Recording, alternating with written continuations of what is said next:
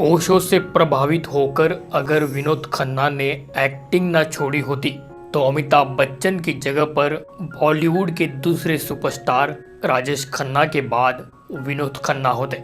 लेकिन फिर भी एक वक्त ऐसा था जब विनोद खन्ना अमिताभ बच्चन पर भारी पड़े थे।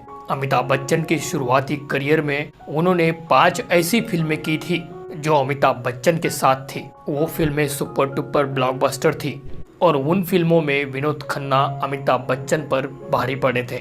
मगर इतने महान कलाकार के दोनों बेटे अक्षय खन्ना और राहुल खन्ना आखिर अपने करियर में क्यों फ्लॉप साबित हुए, आइए समझते हैं ये पूरी कहानी। दोनों भाइयों की एक्टिंग में कोई कमी नहीं थी, लेकिन बदकिस्मती ऐसी कि दोनों भाइयों का बनते बनता करियर बिगड़ गया। उस बदनसीबी का कारण बहुत ही कम लोगों को पता है। जब आपको वो पता चलेगा तो आप भी समझ जाओगे कि अगर इन दोनों के साथ ऐसा ना हुआ होता तो ये भी बॉलीवुड के बड़े स्टारों की लिस्ट में शामिल होते। हैरानी की बात तो ये है कि विनोद खन्ना ने बॉलीवुड पर 2 दशकों तक राज किया, मगर ना राहुल खन्ना ऐसे कर पाए ना अक्षय खन्ना। सबसे पहले हम अक्षय खन्ना की बात करते हैं। 28 मार्च 1975 को अक्षय खन्ना का मुंबई में ही जन्म हुआ था और जब अक्षय खन्ना पैदा हुए तो यूं मानो जैसे ये बदकिस्मती अपने साथ ही लेकर आए। अक्षय खन्ना की उम्र 5 साल ही थी कि तभी विनोद खन्ना ने बड़ा फैसला लिया कि वो अपना एक्टिंग करियर के साथ साथ पूरा परिवार छोड़ देंगे, क्योंकि विनोद खन्ना अपना एक्टिंग करियर ही नहीं पूरे परिवार को छोड़ने का फैसला कर लेते हैं। क्योंकि वो ओशो से प्रभावित हो चुके थे, उन्हें आश्रम जाना था और उन्होंने ठीक वैसे ही किया भी। अक्षय खन्ना बहुत ही छोटे थे। विनोद खन्ना आश्रम चले जाते हैं और वहां जाकर सन्यासी बन जाते हैं। ऐसे में उनकी माँ गीतांजलि जो पारसी थी, उन्होंने दोनों भाइयों को पाला। माँ ने अक्षय खन्ना का एडमिशन बॉम्बे इंटरनेशनल स्कूल में करा दिया। कई साल बीत गए और फिर विनोद खन्ना वापस लौट कर आए, लेकिन अब अक्षय खन्ना बड़े हो चुके थे। ऐसे में बाप बेटे का बिगड़ा हुआ रिश्ता कभी ठीक न हो पाया। अक्षय खन्ना जब हाई स्कूल पास हो गए तो उन्हें ऊटी भेज दिया गया। वहाँ लॉरेंस स्कूल में उनका दाखिला करा दिया। अक्षय खन्ना पढ़ाई में इतने अच्छे नहीं थे, लेकिन खेलकूद में वो बहुत ही अच्छे थे। साथ ही साथ वो बचपन से ही अभिनेता बनने का सपना लेकर आगे बढ़ते रहे और ऊटी से भागकर मुंबई चले आए। उस वक्त उनकी उम्र सिर्फ 17 साल थी। क्योंकि एग्जाम में फेल होने से उनको बहुत डर लगा था, उन्होंने घर पे आकर माता पिता से कहा कि अब वो पढ़ाई नहीं करेंगे। उन्होंने ये भी कह दिया कि मुझे फिल्मों में एक्टिंग करनी है। ये सुनकर विनोद खन्ना ने उन्हें खूब डांटा। बाद में विनोद खन्ना ने भी अक्षय खन्ना को हीरो बनाने की ठान ली, लेकिन विनोद खन्ना को पता था कि अक्षय खन्ना ने कभी एक्टिंग नहीं की है, तो ऐसे में उन्होंने उनको एक्टिंग क्लासेस की सलाह दी।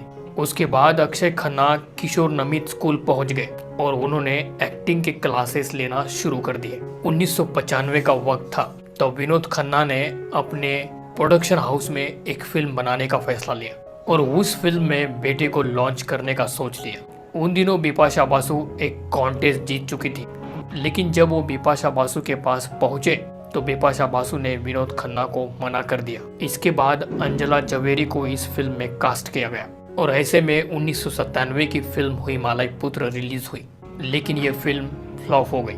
अब अक्षय खन्ना के करियर की पहली ही फिल्म जो उनके पिता ने बनाई थी वो फ्लॉप हो चुकी थी कि तभी अक्षय खन्ना के किस्मत ने दरवाजा खटखटाया। जेपी दत्ता एक फिल्म बना रहे थे और वो फिल्म बना रहे थे बॉर्डर। उस फिल्म में धर्मवीर के किरदार के लिए उन्हें एक अभिनेता चाहिए था। उस किरदार के लिए उन्होंने आमिर खान और सलमान खान दोनों से बात की थी। दोनों ने इस फिल्म के लिए मना कर दिया। उसके बाद भी कई स्टार्स को ये फिल्म अप्रोच की गई, उन्होंने भी इस रोल के लिए मना कर दिया। ये सब स्टार ये बात जानते थे कि इतनी बड़ी स्टार कास्ट वाली फिल्म में अगर हम काम करेंगे तो हम साइड में दब जाएंगे। ऐसे में पूरी फिल्म इंडस्ट्री में घूम फिर के ये रोल अक्षय खन्ना के पास पहुंचा।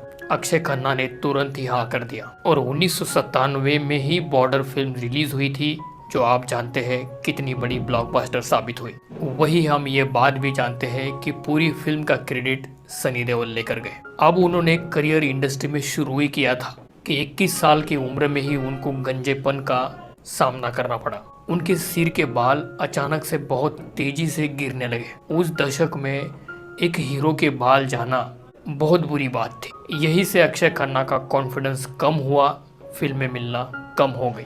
और दौर ही ऐसा था कि कोई भी निर्माता गंजे हीरो पर दाव लगाना नहीं चाहता था। फिर भी विनोद खन्ना की वजह से इनको बहुत सारी फिल्में मिल चुकी थी, मगर उनका लक इतना खराब था कि उसमें से ज़्यादातर फिल्में उनकी फ्लॉप हो गई। उन फिल्मों में मोहब्बत, कुदरत, डोली सजा कर रखना, ऐसी कई फिल्में शामिल थी।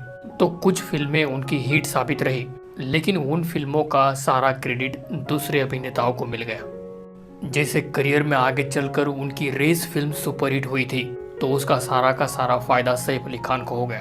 ताल फिल्म भी सुपरहिट हुई थी, लेकिन सारा क्रेडिट अनिल कपूर ले गए। दिल चाहता है फिल्म का सारा क्रेडिट आमिर खान ले गए। हंगामा और हलचल भले ही सुपरहिट रही, लेकिन ये दोनों ही फिल्में मल्टी स्टार कास्ट वाली फिल्में थी, इसलिए अक्षय खन्ना को ज्यादा फायदा नहीं हुआ। लेकिन एक फिल्म उनकी किस्मत में आती है जो उन्हें सुपरस्टार बना सकती थी। उस वक्त अमोल गुप्ते एक फिल्म बना रहे थे और उस फिल्म में टीचर का किरदार अक्षय खन्ना को मिलने वाला था। अमोल गुप्ते के पास अक्षय खन्ना का कांटेक्ट नहीं था, तो दिल चाहता है के दौरान आमिर खान की अक्षय खन्ना के साथ अच्छी दोस्ती हुई थी। उस वक्त अमोल गुप्ते ने कहा कि अक्षय खन्ना के लिए मेरे पास एक अच्छा रोल है। उस वक्त अमोल गुप्ते ने कहा कि मुझे अक्षय खन्ना से मुलाकात करा दो। उस वक्त बातों ही बातों में इन्होंने आमिर खान को कहानी सुना दी और उस कहानी का वो किरदार आमिर खान को इतना ज़्यादा पसंद आ गया कि उन्होंने अक्षय खन्ना से कांटेक्ट ही नहीं कराया और खुद ही वो किरदार करने का उनको हाँ बोल दिया। और साल 2007 में आई यह फिल्म तारे जमीन पर सुपर टुपर ब्लॉकबस्टर साबित हुई। इस फिल्म में आमिर खान ने जो किरदार निभाया वो असल में अक्षय खन्ना के लिए लिखा गया था। ऐसे चलते अचानक ही 2012 में अक्षय खन्ना ने बॉलीवुड को टाटा बाय बाय बोल दिया और एक लंबे समय तक वो हिंदी सिनेमा से दूर हो गए। और जब उन्होंने फिल्मों की तरफ वापसी की, तब तक उनके सिर के बाल पूरी तरह से गायब हो चुके थे और उसके बाद उन्हें कैरेक्टर रोल्स ही ऑफर होने लगे। फिर उन्होंने मॉम, इत्तेफाक और द एक्सीडेंटल प्राइम मिनिस्टर जैसी फिल्मों में काम किया। अब वो इन फिल्मों में नजर आए, इनको लोगों ने पसंद भी बहुत किया, लेकिन सच्चाई ये थी कि उनका करियर बर्बाद हो चुका था। अब अक्षय खन्ना की निजी जिंदगी के बारे में बात करें तो वो भी इतनी अच्छी नहीं रही। करिश्मा कपूर और अक्षय खन्ना एक दूसरे से प्यार करते थे। करिश्मा के पिता उन दोनों की शादी भी करवाने जा रहे थे, लेकिन तभी करिश्मा की मां बबीता ने इस शादी पर इनकार जताया।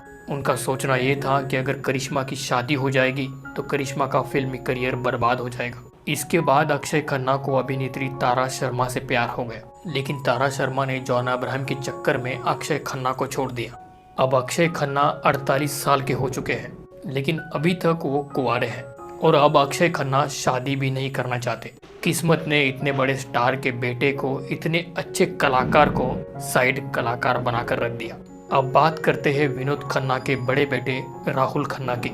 20 जून 1972 को मुंबई में ही पैदा हुए राहुल खन्ना अपने स्टार पिता को बचपन से ही देखते हुए उन्होंने ये फैसला किया था कि उन्हें भी हिंदी सिनेमा में एक बड़ा स्टार बनना है। शुरुआती पढ़ाई पूरी करने के बाद उन्होंने घर में अपनी इच्छा जताई।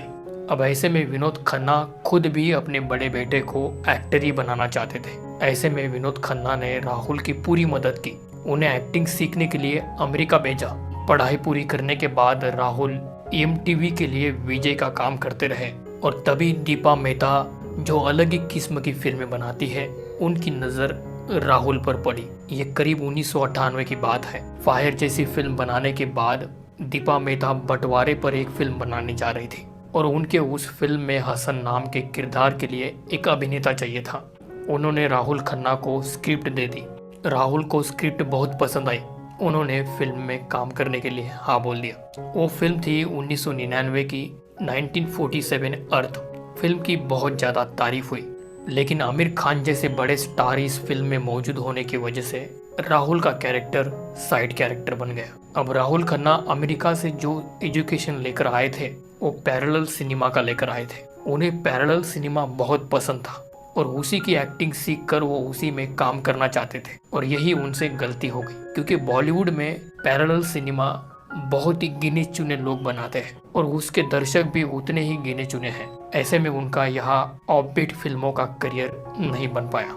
अब उनके ऊपर पहले से साइड हीरो का थप्पा लग चुका था। फिर वही डायरेक्टर दीपा मेहता ने और एक फिल्म बनाई हॉलीवुड बॉलीवुड और फिर से राहुल को मौका दिया, लेकिन ये फिल्म नहीं चली। 2005 में ऐलान, 2007 में रकीब, 2008 में तहान और दिल कबड्डी, 2009 में लव आजकल और वेकअप सिड। अब इन सभी फिल्मों में ये कहीं साइड रोल के कैरेक्टर में नजर आते तो कहीं हीरोज की भीड़ में खोए हुए नजर आते, क्योंकि इनकी शुरुआत ही साइड हीरो के रोल से हो चुकी थी। ऐसे में लुक्स और एक्टिंग में कोई कमी नहीं होने के बावजूद राहुल खन्ना का करियर उड़ान ही नहीं भर पाया और बाप बॉलीवुड में स्टार होने के बावजूद बेटा फ्लॉप स्टार की लिस्ट में शामिल हो गया। इनकी आखिरी फिल्म थी 2014 की फायरफ्लाइज। अब 51 साल के हो चुके राहुल खन्ना ने भी शादी नहीं की है। तो ऐसे में दोस्तों, आपको राहुल खन्ना या अक्षय खन्ना कौन आपका फेवरेट है, कमेंट करके ज़रूर बताना। और साथ ही और भी सच्ची कहानियों को जानने के लिए चैनल सब्सक्राइब करिएगा। धन्यवाद।